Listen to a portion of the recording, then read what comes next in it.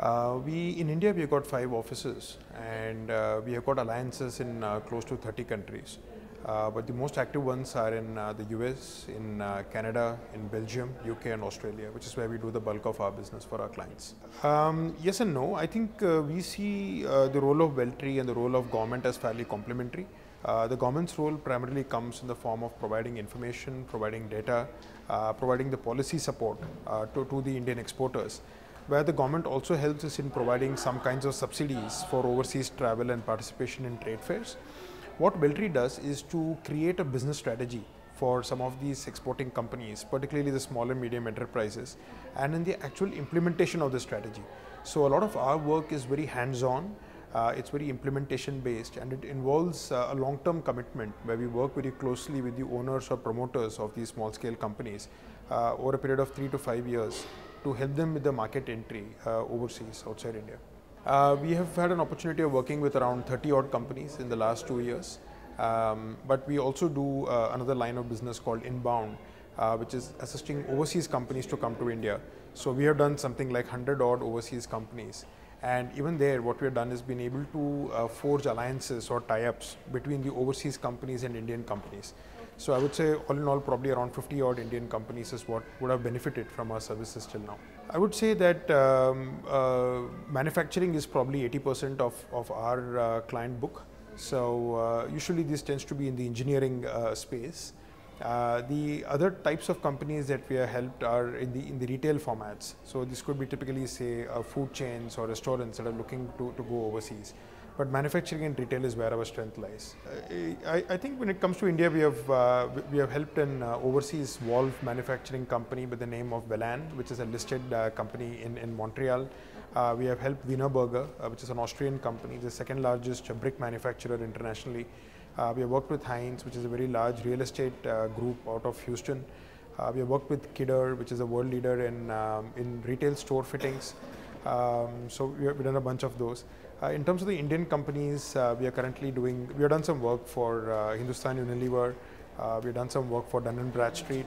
We have done some work for Goli Vada Pav, as I mentioned in my presentation. We have done some work for GC Engineering, which is into heat exchangers. We work with all sorts of companies, but where we find that our services are most helpful is to the mid-size corporates, because they have got requirements just like what a large company has got, but they don't have the capability or the budgets or the right people on board to be able to execute those plans. So what we look to do is to work with companies of a reasonable size, typically 20-25 crore plus, but who do not have the right team internally to be able to implement an export strategy. See, typically if it's a foreign collaboration, it would tend to be a joint venture. So where an Indian company and an overseas company would get together in a partnership. The partnership could take different forms. It could either be a manufacturing relationship where a part of the global business of the overseas company gets outsourced for manufacturing to the Indian company. So the India company is not just helping the manufacturing to meet the local Indian demand, but actually to meet the overseas demand as well. The other form of joint ventures is where, let's say an Indian company is selling, typically if you look at businesses, they'll have products across the value chain. Most Indian companies tend to be active in the lower end of the value chain. So if let's say 1 to 10 is a product range, they would be active in 1 to 5, right? And they don't have the technical capabilities to be able to make or sell items 6 to 10. So when a foreign company is looking, say, to tap the Indian market, to expand their business, because India is again a huge market and they're looking to take advantage of it, an Indian company that does 1 to 5 is actually a great partner because they understand the business, they know where the market is, they know who are the people who are going to buy 6 to 10. So that's where a foreign company and an Indian company would then come together and enter into a marketing alliance to be able to sell the overseas product range to some of the top-end customers in India. I think the loopholes are mainly operational. They're more execution-oriented. I don't think there's much of a loophole in terms of whatever they are saying, they would give. Okay, I have not really come across cases where Indian companies have come back saying, look, I haven't got what was promised. But what I think Indian companies need to recognize is that when you go, you can't rely on them to run your business.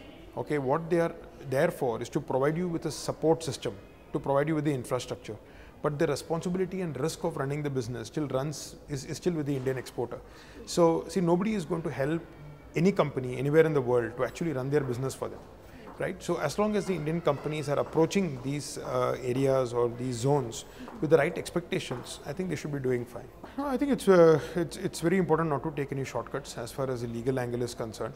The risk can come at really two levels. One is the country risk, and as we were discussing a little bit earlier, I think there are some countries in the world today where probably Indian exporters should try and keep off till such time the local political dynamics or social dynamics are fully sorted out. But even in countries that are stable, we still need to be careful, because most Indian companies would have a counterparty risk, which is the risk of default from a customer, right? So in those cases, it's important to enter into a proper contract. It's important to have it vetted, not just by a local Indian lawyer, but also a lawyer at the country where your counterparty is sitting, right? And as far as possible, it's best to deal with normal banking channels and access products like letters of exchange, so that letters of credit, so that there is the risk of default is taken down to the minimum.